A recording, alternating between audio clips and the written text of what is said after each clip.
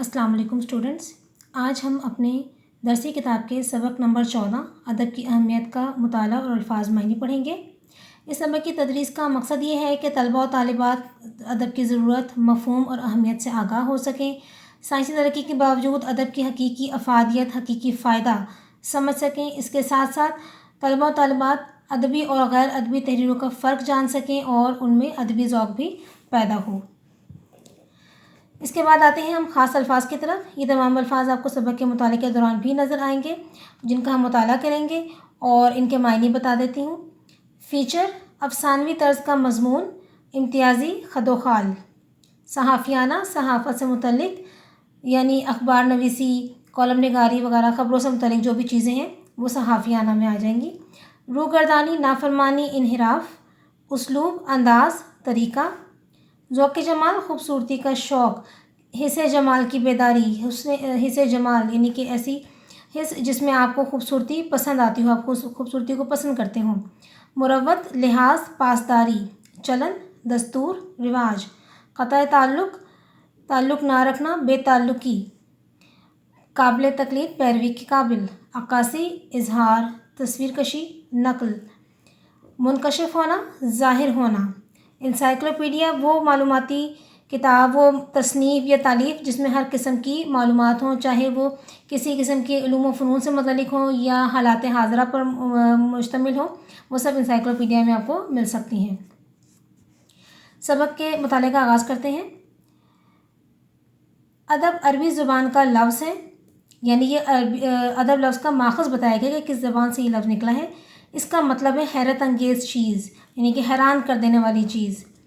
आदत और तर्ज़ अमल का ऐसा मायार, ऐसा पैमाना जो दाद के, तारीफ़ या शाबाश के काबिल हो। उर्दू इंसाइक्लोपीडिया की आप पहले भी मायने देख चुके हैं कि वो तसनीफ़ या तालीफ़ जिसमें हर किस्म की मालूमात शामिल हो। दायरा मारिफ़ इस्लामिया, ये इंसाइक्लोपीडिया का नाम है कि जिल्द दोम यानी दूसरे हिस्से में उसकी वज़ाहत और तशरीह यूँ की गई है। वज़ाहत और तशरीह मतलब अदब लफ्ज़ की जो वज़ाहत और तशरीह है वो उर्दू इंसाइक्लोपीडिया दायरा मारिफ़ इस्लामिया में इस तरह की गई है कि अपने कदीम तरीन मफ़हूम में इसे सुन्नत का मुतरादिफ़ समझा जाता है।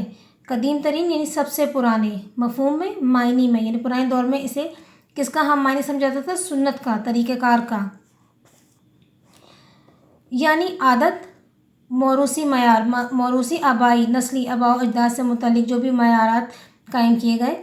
तर्ज़ अमल, रविश, अंदाज़, तरीक़ाकार, दस्तूर, रिवाज, जो इंसान अपने आबा व अजदाद से और ऐसे बुज़ुर्गों से हासिल करता है जिन्हें काबिल तक़लीद समझा जाता है, जिन्हें पैरवी के काबिल समझा जाता है। यानी कि कदीम ज़माने में अदब का मफ़हूम इस तरह लिया जाता था कि जो भी आबा व अजदाद से रिवाज और दस्तूर मिले हैं और इंसान उनको काबिल तक़लीद समझकर उनकी पैरवी करता था, सारी ज़िंदगी उन्हीं आदाब और उन्हीं कवानीन पे गुजारता था। वक्त गुजरने के साथ साथ इस लफ्ज़ के मानी में तब्दीलियाँ आती रहीं, यानी कि अब बताया जा रहा है कि मुख्तलिफ़ दौर में, मुख्तलिफ़ अदवार में ये लफ्ज़ किस तरह से इस्तेमाल होता रहा। फिर ये लफ्ज़ तवाज़ुन, मुसावात, बराबरी, हुस्न तरतीब, शाइस्तगी, अखलाक, तहज़ीब व तमद्दुन भी है इसका मतलब, और तहज़ीब और अखलाक भी है। खुशखुल्की और आला रूहानी सिफ़ात की अक्कासी, इजहार के तौर पर भी इस्तेमाल होने लगा। बनु उमैया के दौर में ये लफ्ज़ शायरी और इल्मी और अदबी तहरीरों के लिए राइज हो गया, मकबूल आम हो गया, जारी हो गया। यानी कि जो शायरी और अदब से मुतल्लिक़, शेर व शायरी से मुतल्लिक़ चीज़ें थीं या इल्मी तहरीरें थीं, वो अदब में शुमार होने लगी। अब्बासी दौर में अदब को तहज़ीब और शहरी ज़िंदगी की शाइस्तगी के लिए इस्तेमाल किया गया। पहली सदी हिजरी में अदब को दर्ज बाला यानी ऊपर लिखे गए मायने के साथ इल्म के लिए भी बरता जाने लगा, इस्तेमाल किया जाने लगा।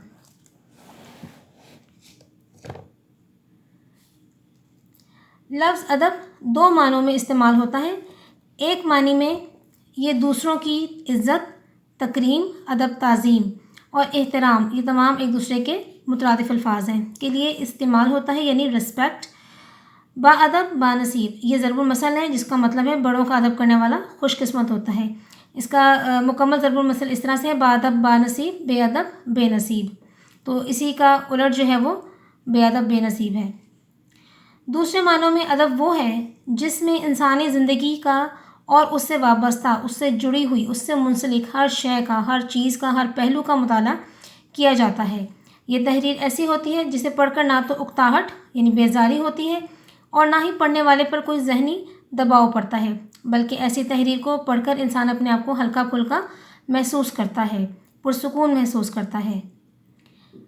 ادب تخلیقی زبان سے وجود میں آتا ہے اور اس کے لیے زبان پر عبور ہونا لازم ہے۔